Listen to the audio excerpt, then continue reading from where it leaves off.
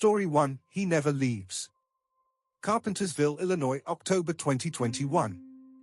Emily Harper had never lived alone before. At 27, she had gone from one shared apartment to another, then 4 years living with her boyfriend Daniel in a mid-rise condo in downtown Chicago. Breakups were always messy, but this one had exploded, shouting in the rain outside their building, neighbors watching through blinds, and Emily leaving with nothing but a suitcase and her laptop. Her sister urged her to move back home to Indianapolis, but Emily needed distance. Fresh air. Privacy. Silence. She found it in a small rented townhouse at the end of Birchview Court, a quiet residential strip in Carpentersville on the northwest fringe of Chicago, 10 minutes from the Fox River and 20 from anything resembling nightlife. It sat under a streetlight that flickered every few seconds as though a dying firefly lived inside the bulb. The house had 2 floors, beige siding, and a backyard fence half collapsed from last winter's storms. It wasn't perfect, but no shared walls, no memories, and, most important, no Daniel. Night 1. Emily carried the last box inside around 1:40 a.m., exhausted and sore. She microwaved leftover Chinese, sat on her bare living room floor, and ate while listening to the refrigerator hum in the silence. A thin wind crawled along the windows, rattling the aluminum frames. She didn't realize how quiet real silence was until that night. It was almost loud in its emptiness.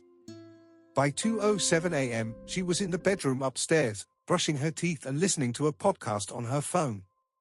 She turned off the light and slid under the comforter, already halfway asleep. Her eyes snapped open. Sound. No, lack of sound. Something had changed. She rolled onto her back, breathing softly. The house was silent again, but something felt wrong. A pressure in the air, like someone else was there. Her gaze drifted to the window. At first she thought the streetlight had burned out. Then she saw him. A man was standing in the middle of the road. Perfectly still. Facing her bedroom window. The streetlight behind him flickered, so his body was mostly shadow except for the pale oval of his face. He was enormous, 6'4" at least, broad-shouldered, wearing a black hoodie zipped to the throat despite the October cold. No phone in hand, no cigarette, no motion at all. Just staring. Emily froze. Her heart thudded painfully, beating so loud she could hear it in her ears. They were at least 50 feet apart, but his presence flooded the room. She tried to tell herself it was a prank. A teenager. A drunk. A neighbor who didn't realize where he was looking. But he didn't move for a full minute. Not a blink. Not a twitch. Emily whispered to herself, "Don't freak out. People walk at night. People stand and think. It doesn't have to mean anything." She pulled the blinds shut and sat in the dark, holding her knees. She slept with the lamp on after that. In the morning, she opened the blinds again. The street was empty. Week 1, settling in. Carpentersville was friendly in that forced suburban way. Neighbors waved from driveways but didn't ask questions. Emily met a few while unloading furniture. They gave polite greetings and curious glances but nothing more. At the local cafe on Lincoln Avenue, she overheard 2 older women chatting about break-ins on the edge of town. She tuned out until one said, "Police think it's someone just walking around at night. He doesn't steal anything.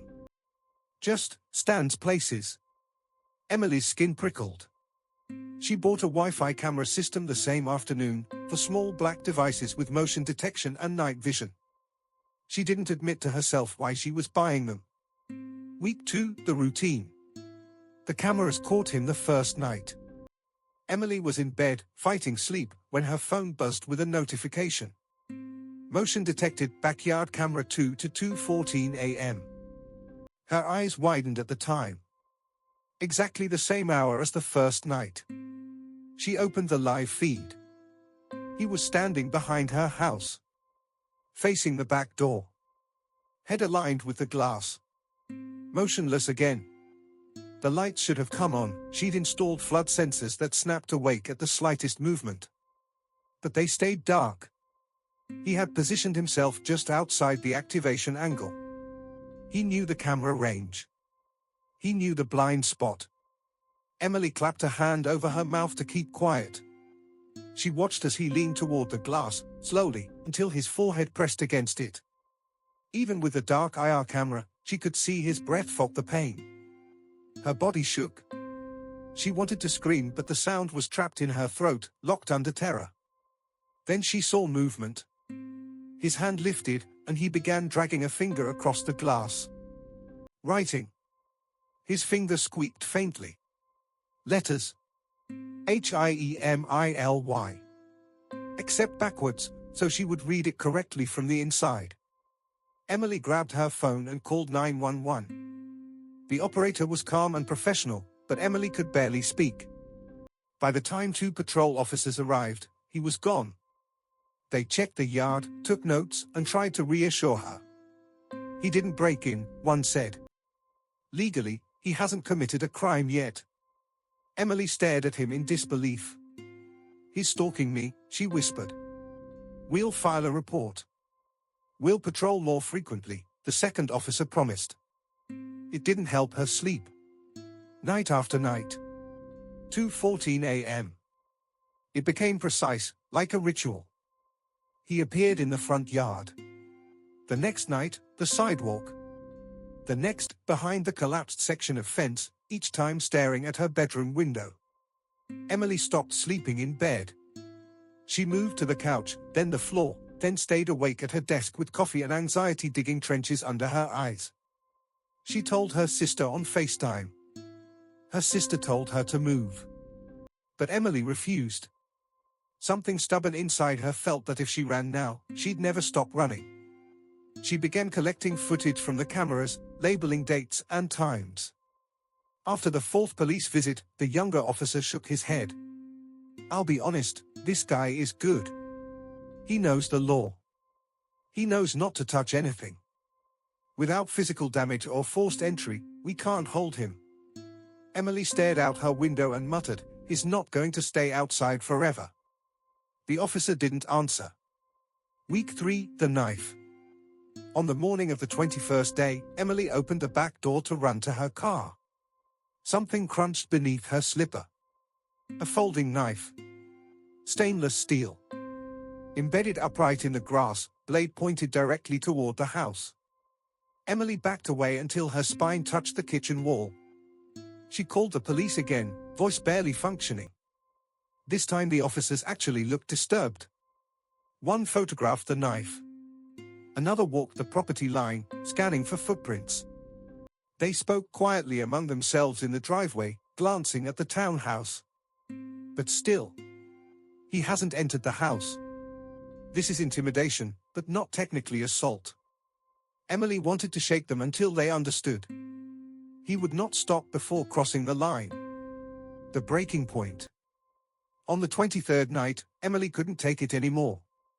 She drove 30 minutes to a suburban gun store and purchased a handgun, Illinois FOID and background check already in hand from earlier sporting classes.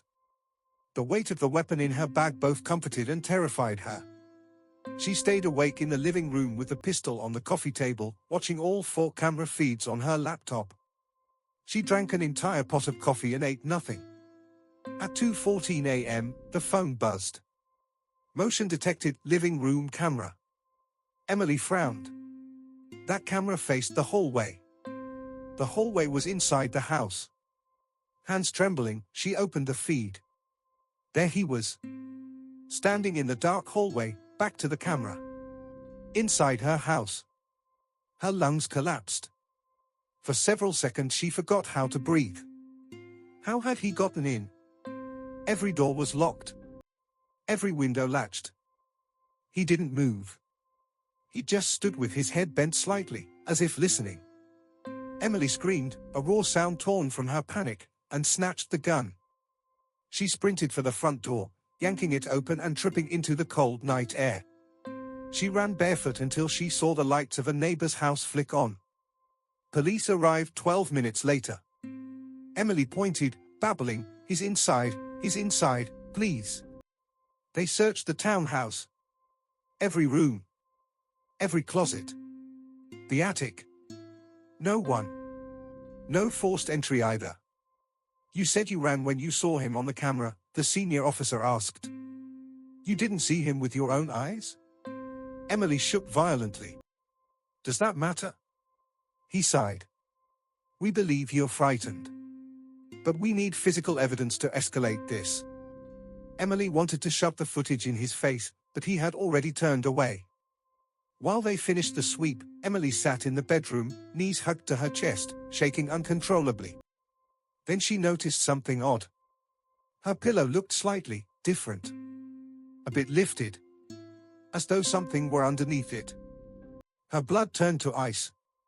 She slowly reached forward and slid the pillow up. A folded piece of paper lay beneath. Her hands wouldn't stop trembling as she opened it. The message was written in heavy black marker, strokes thick and aggressive. Cops leave at 2:26. I don't. See you at the next house, Emily. Her vision blurred. She dropped the note as if it were coated in poison. He had been in her room while she ran screaming out the front door. He had been close enough to touch her bed. The police never found him. Emily didn't wait for morning. She packed a single suitcase, got in her car, and drove. She didn't go back inside. Not for clothes, electronics, photographs, nothing. She left the key in the mailbox and never returned. 3 months later, Emily moved to Aurora, 40 miles south. She didn't tell her new neighbors anything. She tried therapy. She tried medication. She slept with a chair wedged under the door handle for weeks. She never forgot the time on the note. 2:26 a.m. Sometimes she stared at the bedroom clock until 2:27, only then allowing her body to unclench. She blocked every memory of Birchview Court. Or she tried to. One winter evening, her phone buzzed with a Facebook message request. She opened it absent-mindedly while stirring pasta on the stove. From Sarah Bennett. Emily froze. The message read, Hi, sorry to bother you. I think I rented your old townhouse in Carpentersville. The landlord said you left suddenly, and I'm just wondering if anything strange happened there. Emily stared at the screen, pulse hammering. Another message arrived as she watched. I know this is weird, but did someone ever come inside the house around 2:14 a.m.? Last night I woke up and saw a man standing at the end of my bed. Not moving. I turned the lamp on and he was gone, but he left something. Emily's hand shook so violently she dropped the spoon. Sarah sent one more message. On the bathroom mirror, someone had written, H.I. Sarah, in my lipstick. Did anything like that ever happen to you? Emily read the words again and again. The steam from the boiling pot made the kitchen feel like it was shrinking around her. She closed her eyes, pressing her forehead to the refrigerator, trying to breathe. He had never been after the house. He followed the people who lived there. Emily typed one final message back with numb fingers. You need to leave that house. Tonight. And whatever you do, don't look at the clock at 2:14. She hovered over the send button, then her phone buzzed again before she could press it. A new message from Sarah. He's knocking on the wall right now. Emily's vision darkened. She hit call. The line rang. And rang. And then the call cut off. Emily backed against the kitchen counter, the cold tiles pressing through her socks, her hands shaking violently. Only then did she look at her oven clock. 2:14 a.m. Story 2, The Ledger in the Basement. Syracuse, New York, November 2020. Ryan Caldwell hated houses like this. It sat 40 minutes outside Syracuse, surrounded by a barren sea of sleeping pine trees, a lonely single-story ranch whose paint had peeled like dead skin from its siding. The wind here never sounded like wind, it sounded like distant voices whispering through the branches. The property was quiet. Too quiet. No neighbors for half a mile. Just the narrow county road curling back toward town, and the house standing like an afterthought. Foreclosure cleanup work wasn't glamorous, but it paid the bills. The company he worked for, Upstate Residential Solutions, handled properties abandoned, condemned, or repossessed. Ryan had seen every type: hoarding disasters, meth houses, places filled with dead rodents, the occasional diary written in toothy, unhinged handwriting. But this one unnerved him the moment he saw it. The woman who lived here, Eleanor Grayson, had died alone 18 months earlier. No heirs. No will that anyone could enforce. All utilities shut down. The property had sat empty since 2019, accumulating dust, mold, and whatever stories found their way into the cracks. His co-worker, Mark Webber, was supposed to show up that morning.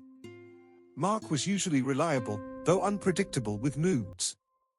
Ryan figured he'd just be late. It was 7:59 a.m. when he stepped out of his truck and stared at the house. The sky was colorless, a dull ash gray hanging over brown pines. He zipped his jacket up higher. Something whispered along the driveway, a winter breeze cutting through empty branches. Ryan said aloud, trying to shake the tension, "Let's get this over with." Morning unsettling. The front door stuck before giving way with a groan. There was a faint smell inside, must, dust, and something metallic hide beneath it, like rust or old coins. The living room looked as though Mrs. Grayson had simply walked out one day and never returned. Floral armchair, Afghan half-knit, a bowl of buttons on a small side table, television from the early 2000s. Even the remote sat perfectly centered. Ryan dropped his tool case near the wall and checked his phone. No bars. Not even a flicker of a signal. He cursed under his breath. The nearest cell tower was probably back on Route 92. As he placed his gloves on, his phone vibrated. He frowned. No signal, yet the phone was ringing. Unknown number. He answered instinctively.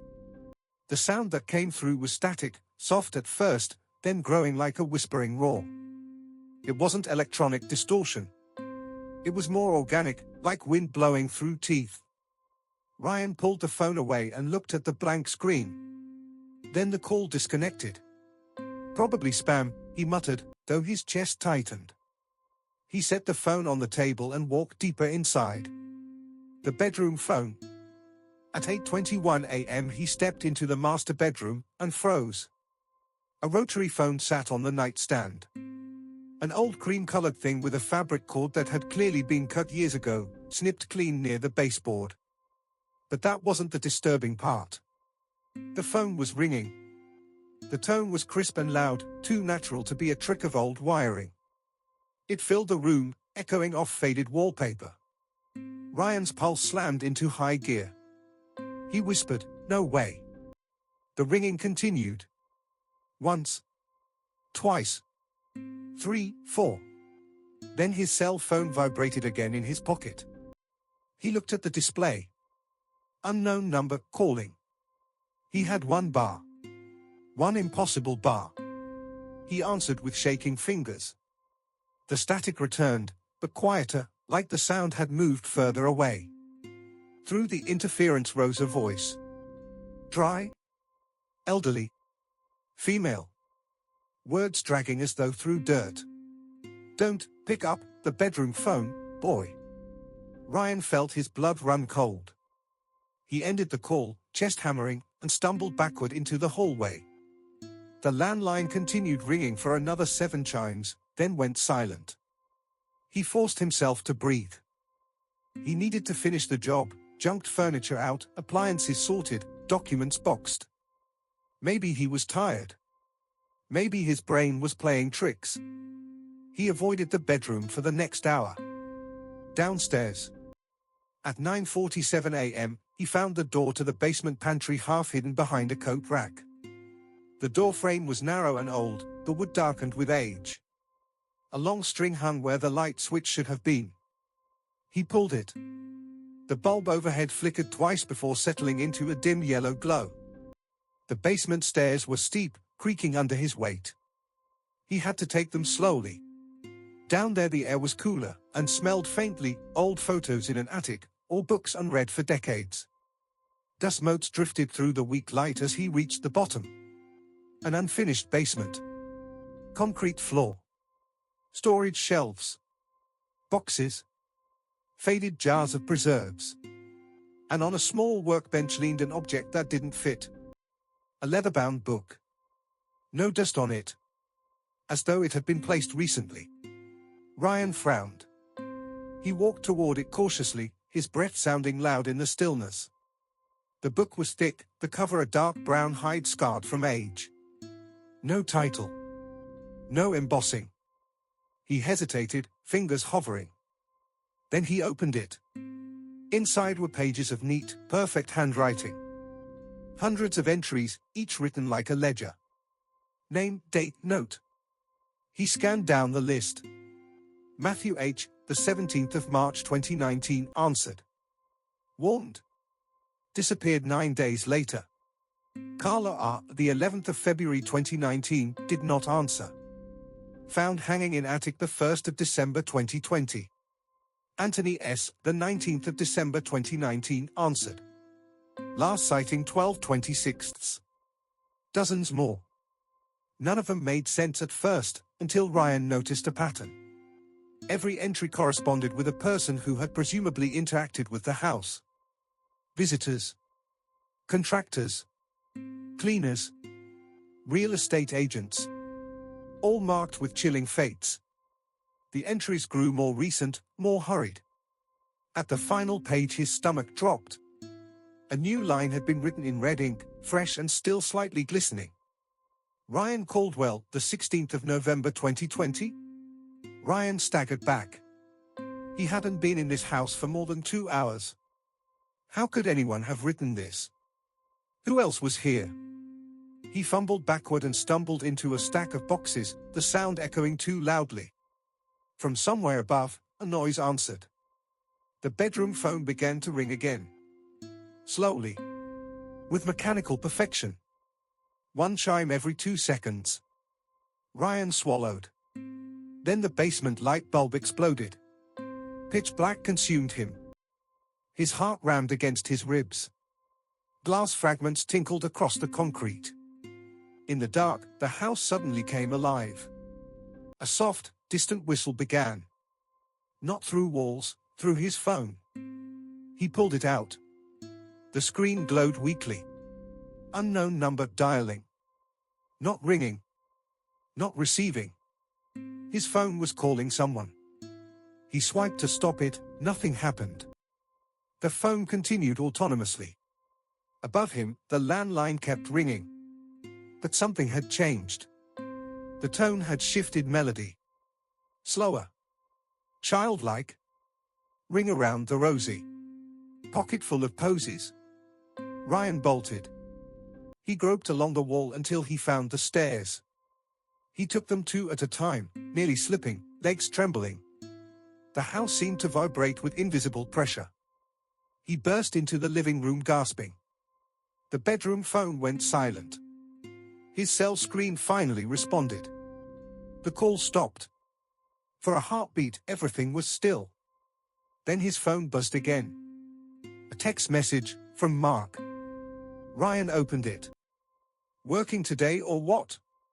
You're supposed to be at Grayson's place. But Ryan was at Grayson's place. He typed back quickly. I was here. Something's wrong. Basement. Phone. Ledger with names. Not safe. Leaving now. He hit send, shoved tools into his bag, and ran outside into the cold morning air. His breath steamed heavily. He didn't look back. He drove until his hands stopped shaking. He didn't return to the office. He spent the day at home, curtains closed, 2 beers open in front of him, major violation of company policy, but he couldn't face that house again. Mark never responded. 2 days later, Mark came into work. Not with Ryan, alone. The office assistant told Ryan that Mark had volunteered to finish the job at the Grayson property since Ryan had gotten sick. No one thought it strange, except Ryan. The next day, Ryan got a single text from Mark. No greeting. No punctuation. It wrote your name again today.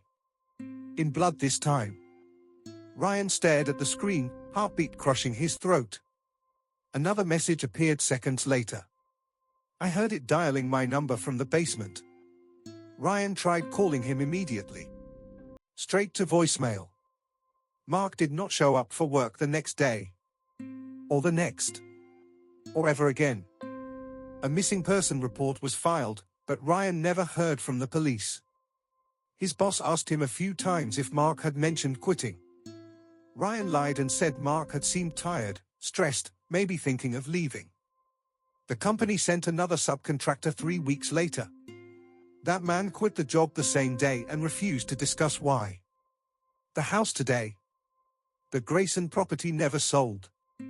It's still there, in the woods outside Syracuse, missing a few floorboards, with a rotary phone sitting in a dark bedroom, and a thick ledger on a basement workbench. The electricity supposedly doesn't work. Yet residents on neighboring farms report something strange. On certain early mornings, usually around 2 a.m., a flickering bulb can be seen glowing in the basement window, as though someone were moving around down there, writing. And if someone stands close enough, sometimes, but not always, a phone can be heard ringing deep inside the empty house. No one knows who will answer next. But the final page of the ledger, still open, still wet with red ink, continues to fill itself. One neighbor swears they once caught a glimpse of a new entry through the glass. Mark Webber, the 18th of November 2020, disappeared. Basement phone still calling. Rumor is, there's already another line below it. Blank. Waiting for the next visitor. Story 3, The Watcher in the Glass. Eleanor Finch had always loved antiques, their smell, their weight, the quiet phantom presence of the people who owned them before. When she inherited her grandmother's old Victorian house in Connecticut, she expected to find family heirlooms, faded portraits, maybe old letters. She didn't expect the mirror. It stood at the end of the upstairs hallway, nearly 8 feet tall, framed in ornate iron vines that curled like icicles. Her grandmother had covered it with a black sheet. Eleanor assumed it was to protect the glass from dust and age. She removed the sheet the first night. Her reflection stared back, but the hallway behind her in the glass was wrong. Too dark. Too deep. Like the mirror showed not the upstairs landing, but a tunnel. Eleanor blinked, stepped closer, and the reflection returned to normal. Just the hallway. Just herself. Just her imagination. Or so she thought. The first night, Eleanor settled into bed with an old book and a cup of chamomile tea. She was alone, no family, no neighbors close enough to hear if she screamed.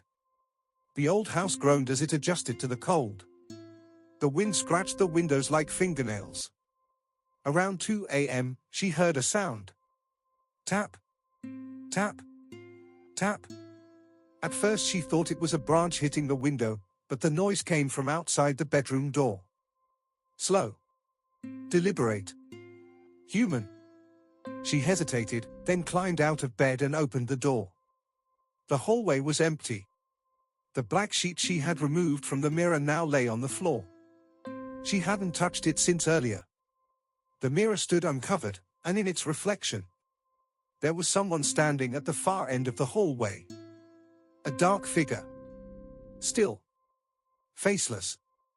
Watching. Eleanor spun around. The hallway behind her was empty. She stared again into the mirror. The figure remained. The rules of the house. The next morning, after a sleepless night, Eleanor searched through her grandmother's belongings. Eventually, at the back of an old trunk, she found a leather-bound notebook. Old, brittle, pages filled with careful handwriting. The first page read, "The mirror is a door. Never look into it in the dark." Eleanor's skin prickled. She read more. Her grandmother wrote about the mirror being found in a burnt-out church in 1891. How the priests believed it was used for watching, but not by angels. How every owner since reported figures in the reflection, and how, if acknowledged too long, they came through. Her grandmother had covered the mirror for that exact reason. Eleanor's hands trembled. She closed the journal. She needed to cover it again. But when she went upstairs, the mirror was no longer standing in the hallway. It now sat outside her bedroom door. The Watcher speaks. That night, Eleanor slept with the lights on. She woke again around 2 a.m. A coldness pressed against the room, unnatural and heavy. Then, tap, tap, tap. The sound again. But louder. It was coming from the mirror. She sat up slowly, heart hammering. From across the room, the mirror's surface was murky, like fogged glass. Something moved behind it, something tall. Watching. A low, distorted whisper seeped through the glass, like someone speaking from the other side of a wall. "I see you." Eleanor froze. The figure stepped closer. The fog parted enough for her to see the outline of a head. Broad shoulders. Arms too long. She squeezed her eyes shut and ducked under the blankets like a child. She stayed there until sunlight warmed the room. When she finally looked again, the mirror was clear. Nothing moved inside it. But she was not alone. Someone had written a word in the dust on the glass. "Hello." The shadow from the past. She called the only living relative who might know something, her Aunt Meredith. When Eleanor explained what had been happening, Meredith went quiet. Then she said, "Did she tell you the story about the little boy?" Eleanor shook her head, though her aunt couldn't see. Her aunt continued. "Your grandmother's brother, Henry, disappeared when she was a girl. He wasn't kidnapped. He wasn't lost. He vanished while standing right in front of the mirror." Eleanor felt sick. The police called it a runaway.